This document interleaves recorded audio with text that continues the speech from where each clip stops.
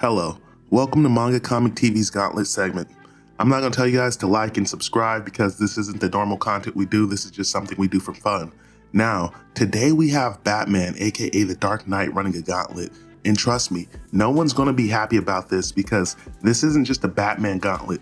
This is a Batman with prep time gauntlet. And listen, I know a lot of people hate the prep time argument because oftentimes it skews the results in favor of Batman. But oftentimes, that's how he works, so you can't really hate on the man for making preparations. Don't hate the player, hate the game. And then on top of that, in reality, any would-be superhero would prep for anyone they'd have to face, just like in actual combat sports. Batman just happens to be way more adept at it than a lot of people. Batman is a man that needs no introduction as he's one of the OG DC superheroes making his comic book debut in May of 1939. Now, when discussing Batman, one thing that's worth noting is Batman's kind of fucking absurd. Batman is generally referred to as a street tier superhero, but he's tangled with people far stronger than him. We've seen Batman take down Darkseid. We've seen Batman put down Superman. We've seen Batman take on Lex Luthor. Hell, we've seen Batman fight aliens including xenomorphs. So at this point, we should probably be asking ourselves, is Batman even fucking human? Anyway, without further ado, let's just jump right into it. Number 5. Now, coming in at number 5, we have Batman vs. Wolverine. Now, Wolverine is a man that doesn't need any introduction, as when talking about the X-Men, Wolverine is one of the most famous, and Wolverine is generally considered to be a crowd favorite. Wolverine, aka Logan, is a mutant from the X-Men that made his first appearance in a teaser panel in The Incredible Hulk number 180 in 1974. Now, Wolverine has an incredible healing factor that makes him almost unkillable in a lot of different situations. And then on top of that, one of his more noteworthy attributes is his adamantium skeleton, as well as his adamantium claws. Now, Wolverine has taken down many characters that are far stronger than him, one of which even being Magneto. And yes, Wolverine did eventually take out Magneto, even though Magneto has killed Wolverine on several occasions. Wolverine has also managed to take out Deadpool. Wolverine has killed Colossus. Wolverine has taken out Sabretooth a number of times. Wolverine has even managed to kill Cyclops, who is generally considered to be stronger than him. Wolverine has killed a lot of fucking people, and one of his more noteworthy feats that a lot of people like to hate on is in one of the first X-Men movies, as Dark Phoenix was literally poofing everybody into dust, Wolverine managed to tank her onslaught in order to get close enough to her so he can sink her claws in her and ultimately stop her. And I know there's going to be some people that are like, oh, that's what she wanted, bro. But the fact still remains, he managed to heal through all that damage she was dishing out at him. Now, when it comes to a fight between Wolverine and Batman with prep time, I got Batman winning that 75% of the time. And I know there's going to be people pissed off about that. I know there's going to be people like, oh, Wolverine can heal through anything Batman can throw at him, and Wolverine's almost unkillable, and Wolverine has healed from being blown up with a bomb inside, so Wolverine ain't no bitch, bro. Listen, Wolverine is tough as shit. We all know that. But Wolverine is not that smart, especially compared to someone like Batman. Wolverine is 100% beatable. We've literally seen Wolverine get incapacitated by trank darts, and you're telling me Batman doesn't have trank darts in his kit? And then on top of that, when it comes to hand-to-hand combat, Batman is absolutely going to put hands on Wolverine, and even if he doesn't beat him, Batman is going to feel how heavy Wolverine is, and he's going to know something's up, and he's going to turn that into a liability. We've seen Wolverine get subdued by high-powered magnets before. We've seen Wolverine get subdued by water before because bro ain't floating nowhere. So when it comes to a fight between Batman and Wolverine, Batman with prep time is whooping his ass 80% of the time. And yeah, I know I said 75% earlier, but I just upped that. And to be honest, even Batman without prep time, I give Batman without prep time a 60% chance of beating Wolverine. So moving on. Number 4. Next up, we have the Flash, specifically Barry Allen. Now, if you don't know who Barry Allen is, he's kind of the definitive speedster of the DC universe. and he's generally considered to be one of the strongest Flashes and one of the fastest next to Wally West. Now, the interesting thing about Barry is he's actually the second speedster after Jay Garrick.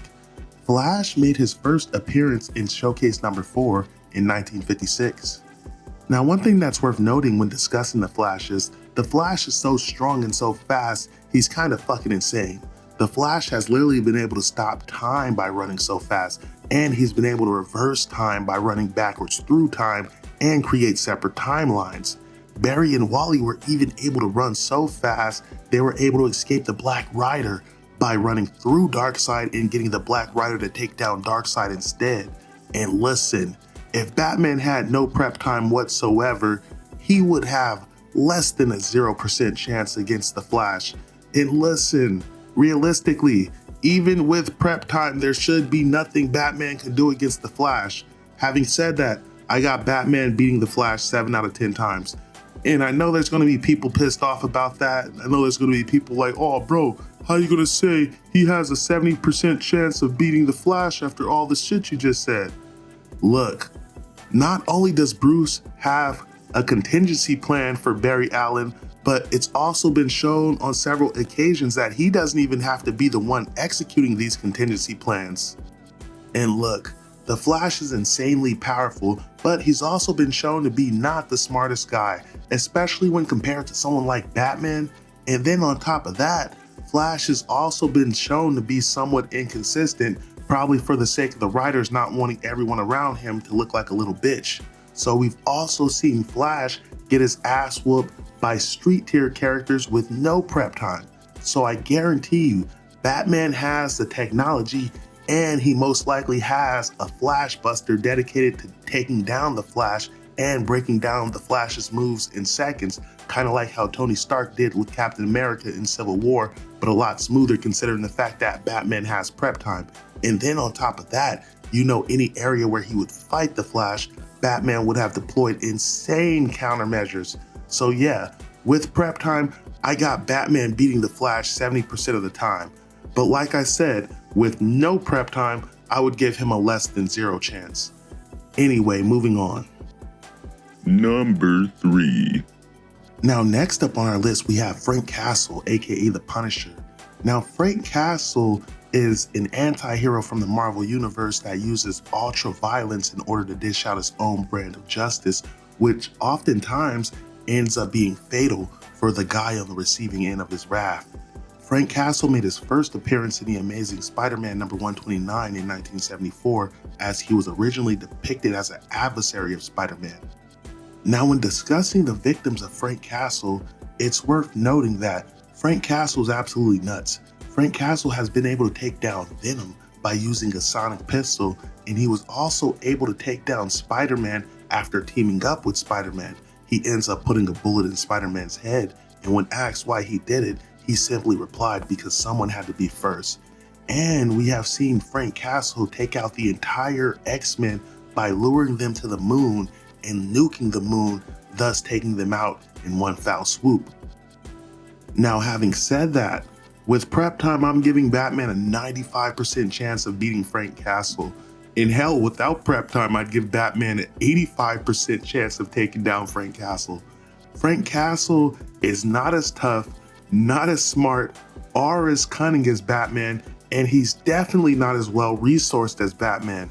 And although Frank Castle is a badass, Batman kind of outclasses him in every way possible besides being an absolute murderer.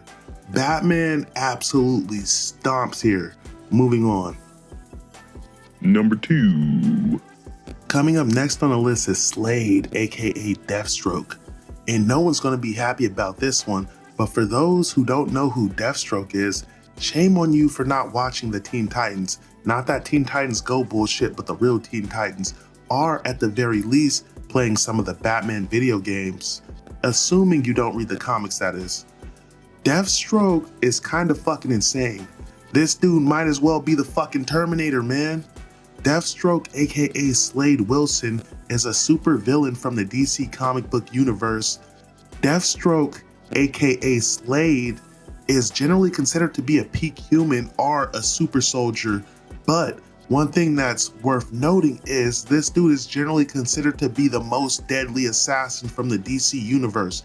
In a lot of respects, Deathstroke makes Black Widow look like Mary fucking Poppins. Deathstroke made his first appearance in the New Teen Titans #2 in December 1980 as Deathstroke the Terminator. And look, I told you he might as well be the fucking Terminator. I didn't even know that's what he made his appearance as. But Deathstroke is absolutely insane, as we've seen him be able to beat the Teen Titans on a number of occasions, and he's personally wiped the floor with Robin several times. Deathstroke even ambushed the Justice League at one point, and he was able to take out the Flash, Green Lantern, Black Canary, and Zatanna in minutes. Slade has even defeated a Kraken recently by diving into the belly of the beast and killing it from the inside.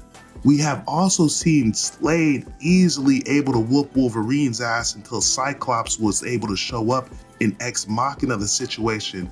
And then on top of that, we've seen him beat Batman before. Having said all that, Batman with prep time, I'm giving him a 55% chance of beating him. This fight is kind of 50-50, and listen, I know a lot of people are going to be pissed about that. I know there's going to be several people like, oh, you're giving him better odds than you gave the Flash. And listen, to be honest, it's really hard to explain. It's kind of like one of those things to where if you know, you know. Slade and Batman are cut from the same cloth, except one is a superhero and the other's a fucking villain. And you best believe Slade is also going to have contingency plans.